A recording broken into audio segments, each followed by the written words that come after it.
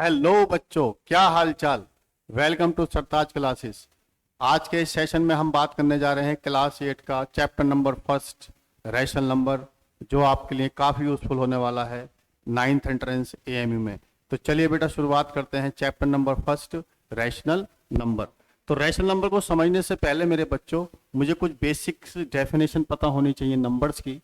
तो सबसे पहले मैं बात करता हूँ नेचुरल नंबर्स कि नेचुरल नंबर्स होते क्या हैं। बेसिकली मेरे बच्चों इन नंबर्स को हम काउंटिंग नंबर्स भी कहते हैं। जिस नंबर्स को हम काउंट कर सकते हैं उसको हम काउंटिंग नंबर्स या नेचुरल नंबर्स कहते हैं। जनरली हम नेचुरल नंबर को रिप्रेजेंट करते हैं एन, कैपिटल एन लिखा जाता है बेटा 1 2 3 4।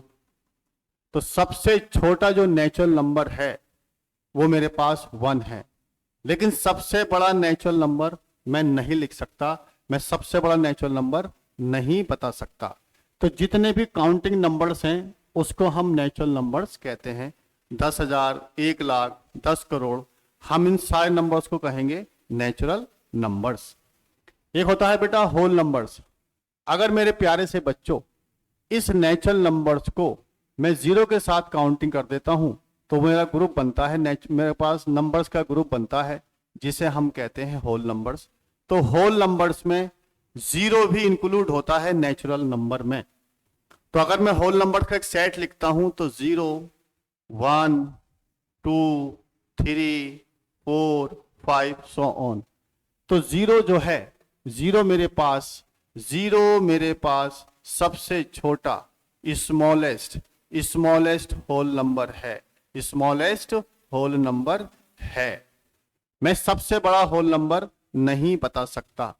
तो जितने भी नेचुरल नंबर्स के साथ अगर हम जीरो को काउंट करते हैं तो वो हमारे कहलाते हैं होल नंबर्स। तो 0 1 2 3 4 5। अगर मैं आपसे बात करता हूं इंटीजर्स, इंटीजर्स क्या होते हैं। इंटीजर्स अगर हम होल नंबर्स के साथ 0 1 2 3 4, इसके नंबर हम माइनस में भी लिखते हैं तो ये हो जाएगा -1 -2 -3 सो ऑन। तो ये सारे नंबर्स क्या कहलाते हैं बेटा, इंटीजर्स कहलाते हैं। तो इंटीजर्स -2 -1 0 1 2 3 सो ऑन। तो सबसे छोटा पॉजिटिव इंटीजर मेरे पास 1 होता है। सबसे छोटा पॉजिटिव इंटीजर मेरे पास 1 होता है। समझने की बात है मेरे बच्चों। स्मॉलेस्ट पॉजिटिव इंटीजर्स मेरे पास होता है 1। -1 कैसा है, मेरे पास सबसे बड़ा निगेटिव इंटीजर होता है -1। हमारे पास सबसे बड़ा निगेटिव इंटीजर।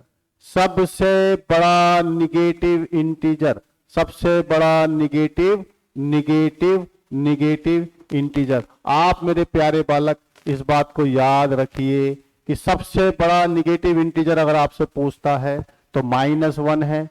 सबसे छोटा पॉजिटिव इंटीजर अगर पूछता है तो आपके पास क्या है बेटा, 1 है। ओके मेरा बच्चा। अगर मैं आपसे ये कहूं कि ये मेरे पास एक, क्या सारे के सारे नेचुरल नंबर होल नंबर्स होते हैं। ऑल नेचुरल नंबर्स आर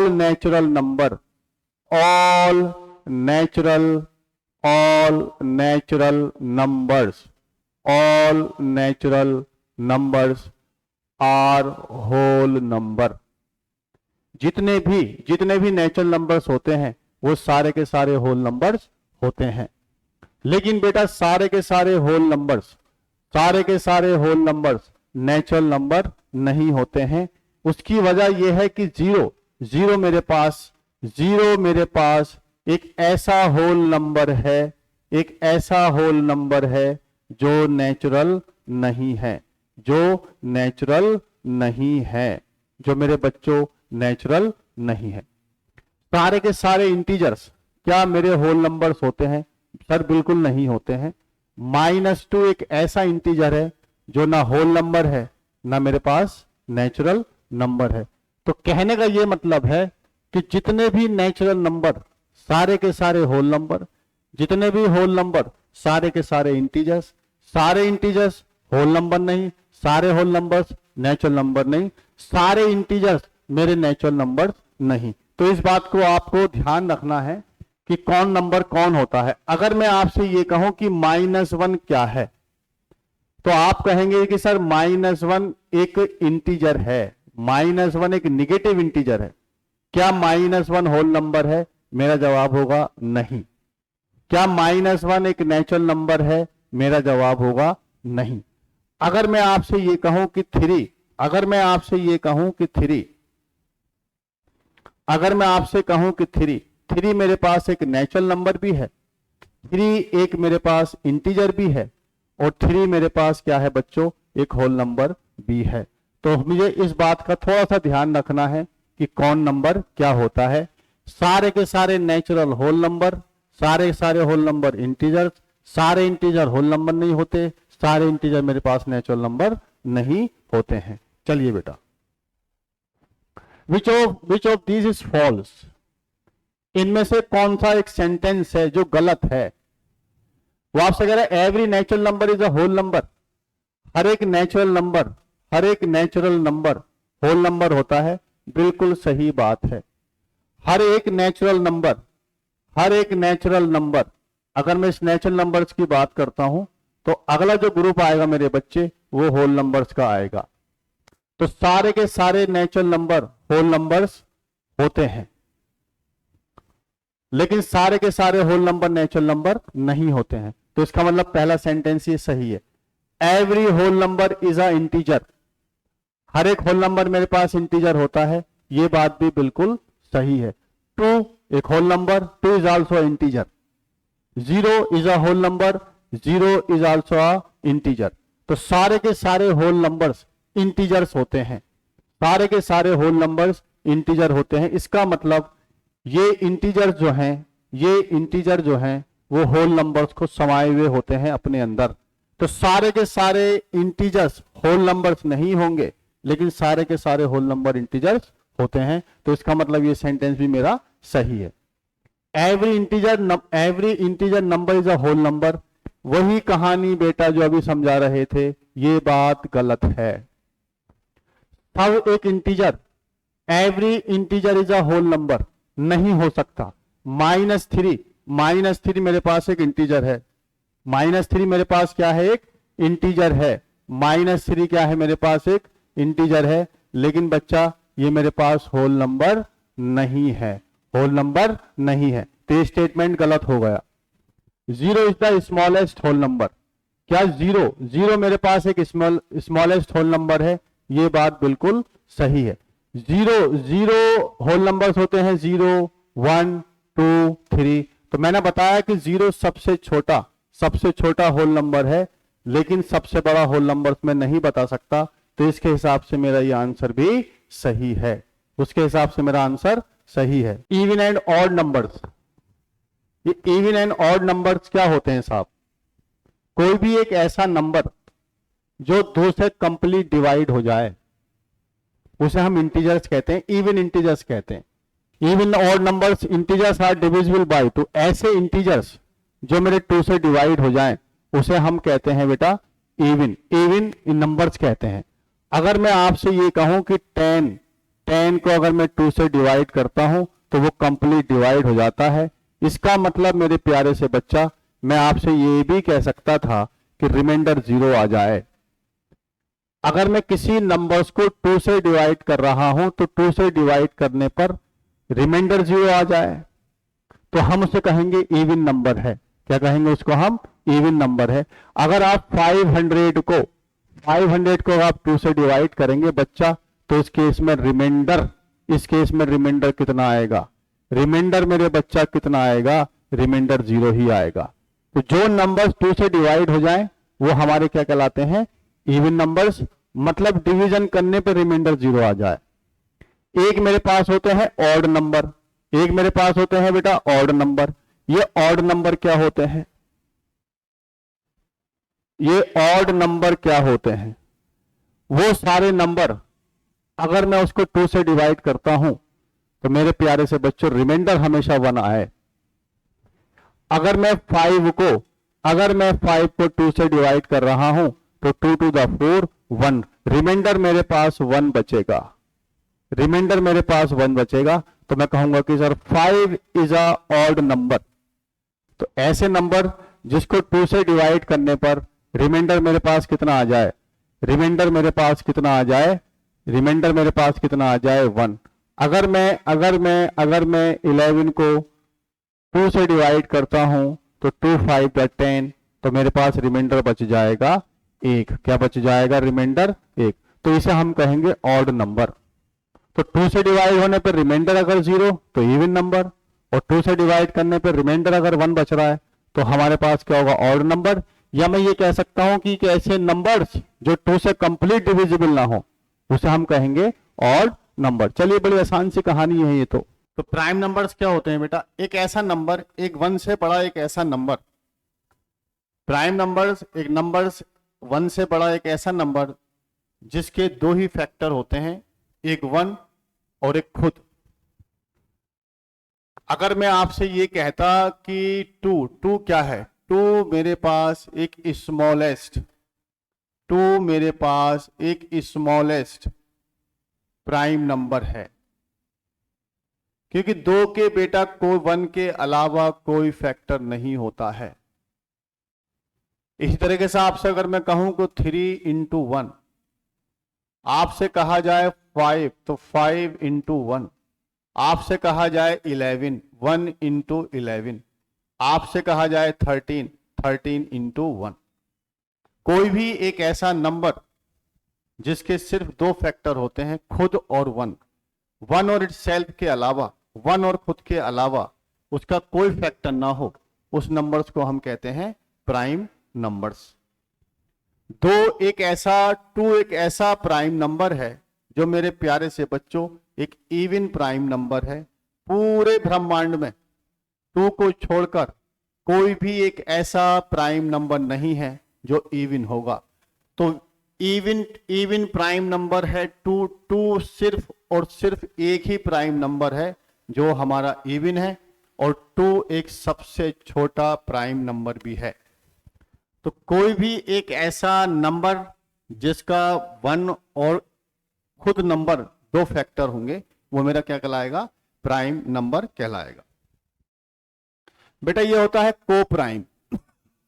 देखिए को प्राइम नंबर्स का मतलब क्या होता है।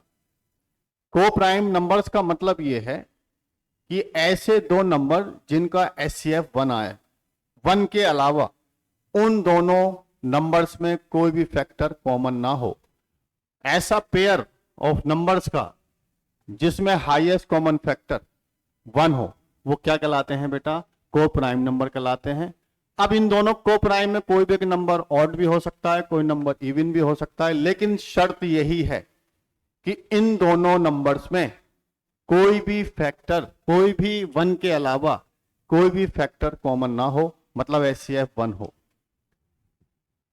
अगला आपसे कहता है बेटा ट्विन प्राइम।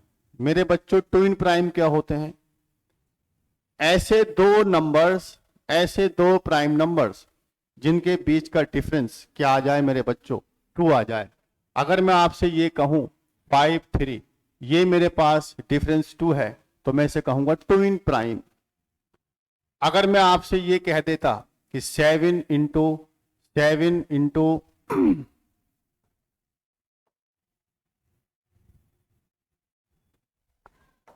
तो ऐसे 2 नंबर्स जिनके डिफरेंस, जिसका डिफरेंस हमेशा क्या है बेटा, ऐसा पेयर जिनके बीच का डिफरेंस हमेशा 2 आए, उसे हम कहेंगे ट्विन प्राइम। देखिए अगर मैं आपसे ये कह देता कि 3, 5 इनके बीच का डिफरेंस मेरे पास 2 है, तो इसे हम कहेंगे ट्विन प्राइम। मैं आपसे कहूं 5 7, इसे हम कहेंगे ट्विंस प्राइम। आपके सामने लिख दिया जाए 11 13, ये कहलाएंगे आपके ट्विंस प्राइम।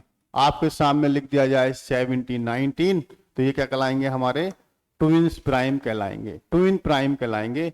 तो आप इस चीज को थोड़ा सा ध्यान से देखें कि प्राइम में, को प्राइम में और ट्विन प्राइम में क्या फर्क है। को प्राइम में तो कोई भी 2 नंबर जिनका HCF 1 हो वो क्या कहलाएगा, को प्राइम। ट्विन प्राइम का मतलब ऐसे दो नंबर्स जिनके बीच का डिफरेंस क्या रहा हो, क्या रहा हो, 2 आ रहा हो, उसे हम कहेंगे ट्विन प्राइम। कंपोजिट नंबर क्या होते हैं? कंपोजिट नंबर ऐसे नंबर जिनके फैक्टर्स 2 या 2 से ज्यादा फैक्टर्स होते हैं, उसे कंपोजिट नंबर कहते हैं। प्यारे से बच्चों, जैसे 10 अगर मैं लिख दूं तो 2 इंटू 5, इसके 2 फैक्टर हो गए बेटा। आपके सामने लिख दिया जाए 20, तो 2 इंटू 5। आपके सामने लिख दिया जाए 100, 2 इंटू 5 तो ये सारे के सारे नंबर्स क्या कहलाएंगे? कंपोजिट नंबर कहलाएंगे।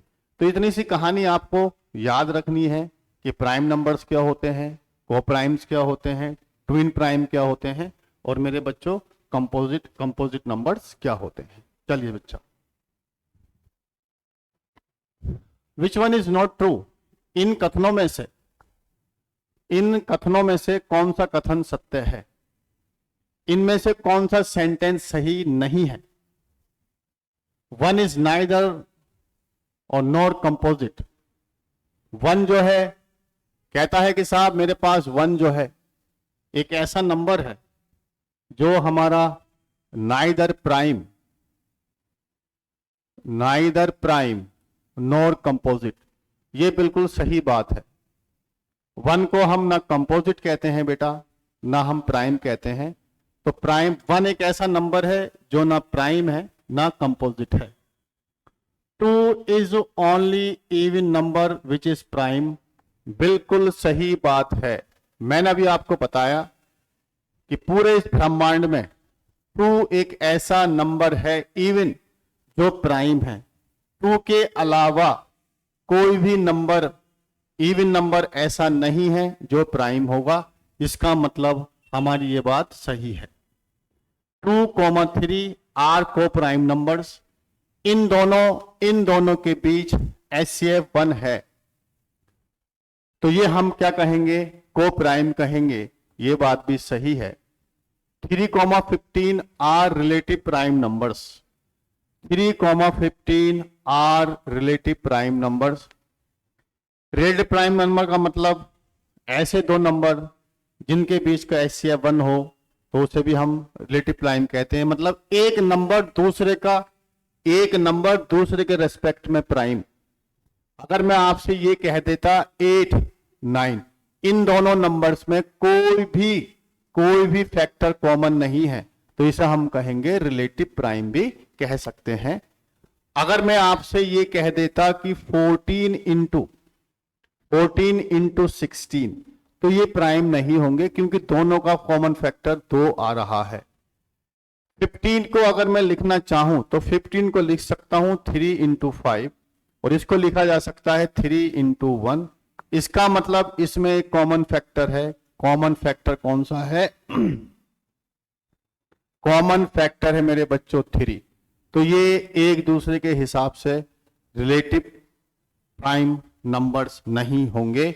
इसका मतलब मेरे बच्चों ये सेंटेंस कैसा है? गलत है। It is a wrong sentence. तो चौथा सेंटेंस हमारा गलत है। तो 1 एक ऐसा नंबर जो ना प्राइम ना कंपोजिट। 2 एक ऐसा नंबर है इवन है जो प्राइम है। 2 और 3 हमारे कोप्राइम नंबर्स हैं।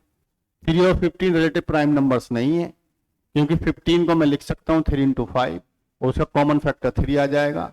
तो हम ये कहेंगे कि दोनों एक दूसरे के रिलेटिव प्राइम नंबर्स नहीं है। चलिए बेटा, क्लोजर प्रॉपर्टीज ऑफ नंबर्स। देखिए बेटा, अगर मैं आपसे बात कहूं क्लोजर प्रॉपर्टी है क्या, क्लोजर प्रॉपर्टी का मतलब क्या है, क्लोजर प्रॉपर्टी का मेरे बच्चों मतलब क्या है। अगर मैं दो नंबर्स की बात करता हूं, दो नेचुरल नंबर्स की अगर मैं बात करता हूं, मैंने आपसे कहा 2 + 3, अगर मैं इसको ऐड करता हूं, मैंने आपसे कहा 3 + 8, दोनों ही इंटीजर, दोनों ही नेचुरल नंबर्स थे, 11 आया। मैंने कहा 8 + 100 108 आया। तो जब मैंने दोनों नेचुरल नंबर्स को ऐड किया तो मेरे बच्चों एक नेचुरल नंबर ही आया। जब मैंने दोनों नेचुरल नंबर्स को ऐड किया तो मेरे बच्चों नेचुरल नंबर ही आया। मेरे बच्चों जब मैंने दो नेचुरल नंबर्स को ऐड किया तो मेरे लाल नेचुरल नंबर ही आया। तो क्लोजर प्रॉपर्टी कहना यह चाहता है कि मैं अगर दो नेचुरल नंबर्स को ऐड कर रहा हूं तो नेचुरल नंबर ही आना चाहिए। अगर मैं नेचुरल नंबर्स को माइनस कर रहा हूं तो नेचुरल नंबर आना चाहिए। तो ये बात गलत है।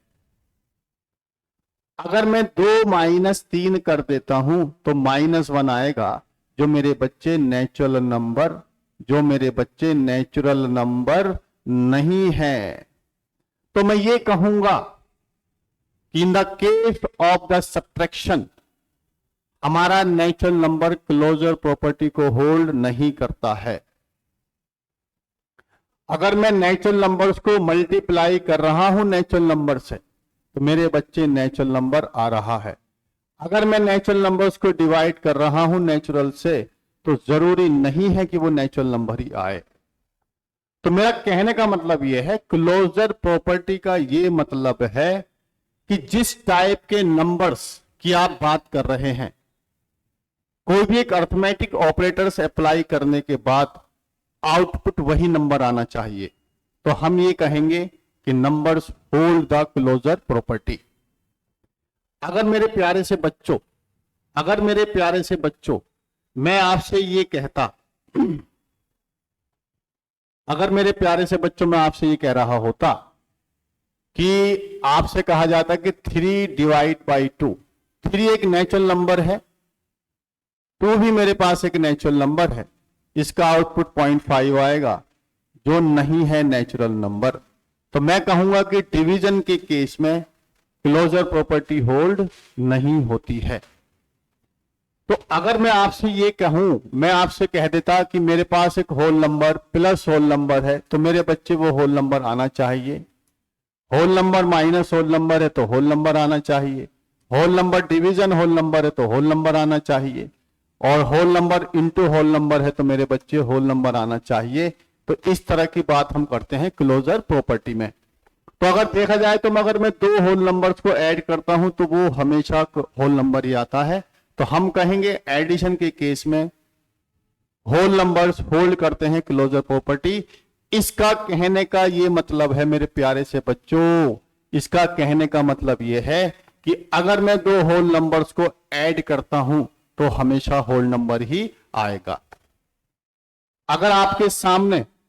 अगर बेटा मैं आपके सामने बात करता हूं whole numbers minus whole numbers, तो ये बात गलत है। 2 होल नंबर्स के केस में, 2 होल नंबर्स के सब्ट्रैक्शन के केस में हमेशा होल नंबर आए ऐसा जरूरी नहीं है। देखिए अगर मैं आपसे कहूं कि 3 - 2 है तो ये 1 आएगा जो होल नंबर्स है। लेकिन अगर मैं आपसे कहूं 2 - 3 जो -1 आएगा जो होल नंबर्स नहीं है। तो मैं ये कह सकता हूं कि in the case of subtraction हमारा whole numbers closure property hold नहीं करता है।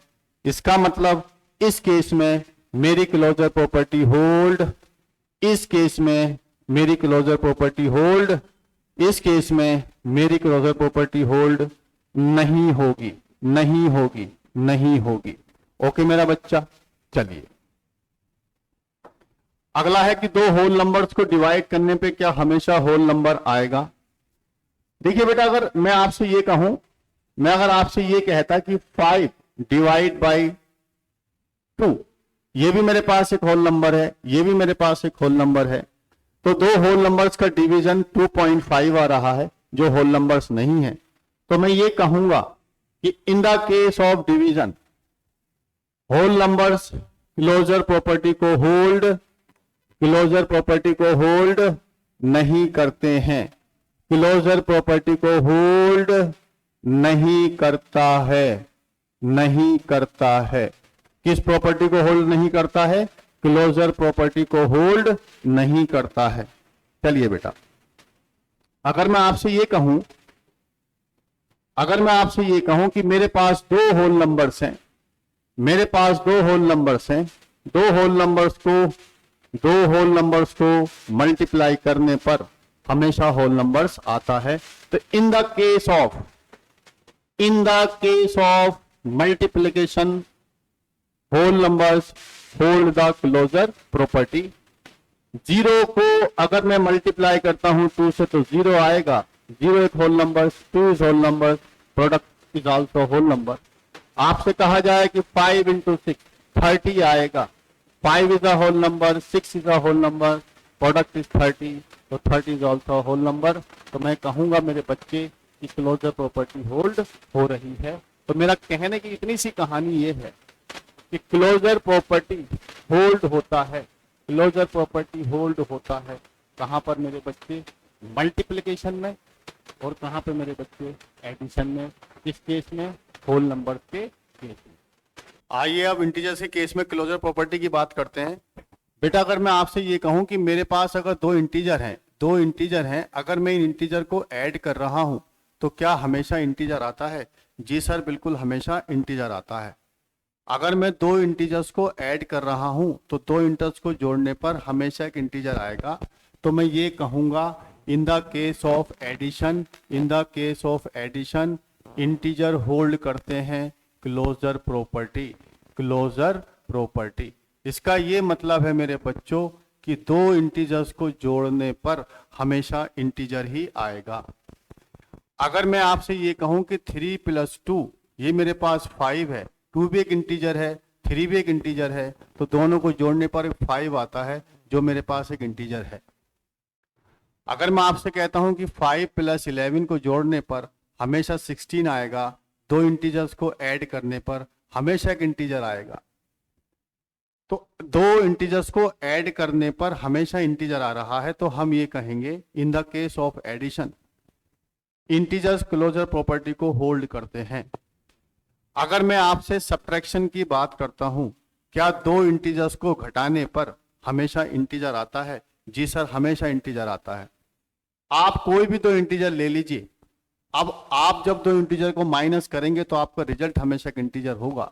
मेरा कहने का ये मतलब है कि अगर मैं 5 में से -2 करता हूं तो 3 आएगा।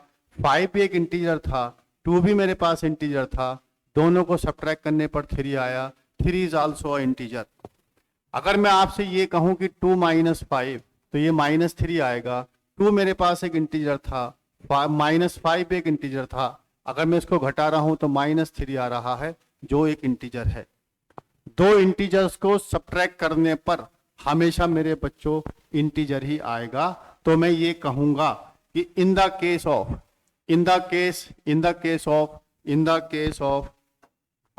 Case of subtraction integers closure property को होल्ड करते हैं। अगर मेरे बच्चों मैं आपसे ये कहूं कि इंटीजर इनटू इंटीजर, तो क्या हमेशा एक इंटीजर आता है? जी सर, बिल्कुल आता है। दो इंटीजर्स को मल्टीप्लाई करने पर हमेशा एक इंटीजर ही आएगा। आप कोई भी दो इंटीजर ले लीजिए, 2 × 3 6 है, 2 is integer, 3 is an integer, 6 is also a integer. तो मैं ये कहूंगा कि इंटीजर क्लोजर प्रॉपर्टी होल्ड करते हैं मल्टीप्लिकेशन के केस में। अगर मैं दो इंटीजर्स को डिवाइड करता हूं तो इसमें क्या ख्याल है सर? क्या दो इंटीजर्स को डिवाइड करने पर हमेशा एक इंटीजर आता है? कभी बेटा आता है इंटीजर, कभी इंटीजर नहीं आता है। देखिए अगर मैं आपसे ये कहता, अगर बच्चों मैं आपसे ये कहता कि 10 / 5 इसका रिजल्ट एक इंटीजर होता, दो इंटीजर्स को डिवाइड करने पर एक इंटीजर आ रहा है, क्या हमेशा दो इंटीजर्स को डिवाइड करने पर इंटीजर आएगा? अगर मैं आपके सामने 5 / 10 लिख देता, 5 is a integer, 10 is also integer, जब मैं इसको डिवाइड करने के बाद एक रिजल्ट निकालता तो मेरे पास 1/2 आता जो एक इंटीजर नहीं है। तो मैं ये कहूंगा in the case of division integer closure property को होल्ड नहीं करते हैं। तो क्लोजर प्रॉपर्टी का सीधा मतलब मेरे बच्चों यही है कि अगर मैं दो इंटीजर्स को ऐड करता हूं, सब्ट्रैक्ट करता हूं, डिवाइड करता हूं या मल्टीप्लाई करता हूं तो हमेशा एक इंटीजर आना चाहिए। तो मैंने ये देखा कि मेरे पास एडिशन, सब्ट्रैक्शन, मल्टीप्लिकेशन में तो हमेशा इंटीजर आ रहा है, तो इन तीनों केस में क्लोजर प्रॉपर्टी होल्ड होगी। लेकिन डिवीजन के केस में कभी कभी आएगा और कभी कभी नहीं आएगा, तो नहीं वाली बात नहीं चलेगी। तो मैं ये कहूंगा कि in the case of division integer closure property को होल्ड नहीं करते हैं। चलिए बेटा, ये आपसे कह रहा है which of this is false. इन चारों सेंटेंस में से ऐसा कौन सा एक स्टेटमेंट है जो मेरे बच्चों गलत है। इस तरह का सवाल जरूर पूछे जाते हैं बच्चों, स्टेटमेंट की फॉर्म में जरूर क्वेश्चंस आते हैं। आपको बेसिक कॉन्सेप्ट आपका क्लियर होना चाहिए, तभी आप इस तरह के सवालों को सॉल्व कर सकते हैं। वो आपसे कह रहा है कि इनमें से कौन सा स्टेटमेंट है जो गलत है। पहला statement, whole numbers are close under addition. मैं ये कहना, वो आपसे कह रहा है कि अगर मैं दो होल नंबर्स को ऐड करता हूं तो क्या वो हमेशा हमेशा होल नंबर ही आता है। बिल्कुल सही बात है, होल नंबर्स को ऐड करने पर हमेशा होल नंबर ही रहेगा। इसका मतलब ये सेंटेंस मेरा सही है। आप कोई भी दो होल नंबर ले लीजिए, जब उसको आप ऐड करेंगे तो हमेशा रिजल्ट उसका होल नंबर ही आएगा। तो मैं ये कहूंगा कि whole numbers are close under addition, whole numbers are close under multiplication. ये बात भी बिल्कुल सही है कि अगर मैं दो होल नंबर्स का मल्टीप्लिकेशन करता हूं तो मेरे प्यारे से बच्चों एक होल नंबर आ रहा है। आप कोई भी दो होल नंबर्स ले लीजिए, आप जब दो होल नंबर्स का मल्टीप्लाई करेंगे तो एक होल नंबर ही रिजल्ट आएगा। इसका यह मतलब है कि मेरी ये बात सही है, ये बात भी मेरी सही है। आपसे कह रहा whole numbers are close under division, ये बात मेरी गलत है। अगर मैं आपसे ये कहूं कि whole numbers divide by whole numbers, क्या वो हमेशा होल नंबर्स आएगा। ये मेरी बात मेरे बच्चों गलत है। अगर मैं आपसे कहूं कि 10 divide by 5, 10 is a whole number, 5 is a whole number, जब मैंने इसको डिवाइड किया तो 2 आया। लेकिन अगर मैंने आपसे कहा 5 डिवाइड बाय 10, जब मैंने इसको डिवाइड किया तो 1/2 आया, और 1/2 मेरे पास एक होल नंबर नहीं है, एक होल नंबर नहीं है। इसका मतलब ये सेंटेंस मेरा गलत है, ये सेंटेंस मेरा फॉल्स है। अगला लग integers are not close under division. Integers are not close under division, कि अगर मैं इंटीजर्स को हमेशा, मतलब अगर मैं दो इंटीजर्स को डिवाइड कर रहा हूं तो वो हमेशा क्या इंटीजर आएगा, ऐसा नहीं है। और वो इसी सेंटेंस में यही बात कह रहा है कि integers are not close under division, तो ये वाली बात भी सही है। दो इंटीजर्स को डिवाइड करने पर हमेशा बेटा इंटीजर नहीं आएगा। अगर मैंने 10 को 7 से डिवाइड किया तो ये मेरे बच्चे एक इंटीजर, ये मेरे बच्चे एक इंटीजर नहीं होगा। इसका मतलब ये बात बिल्कुल सही है कि integers are not close under division, ये बात बिल्कुल सही है। ओके बेटा, तो आई होप आपको ये हमारा सेशन पसंद आया हो। अगर आपका ये हमारा सेशन पसंद आया हो तो हमारे चैनल को आप लाइक कीजिए, शेयर कीजिए, सब्सक्राइब कीजिए और हमसे आप जुड़े रहिए। ओके।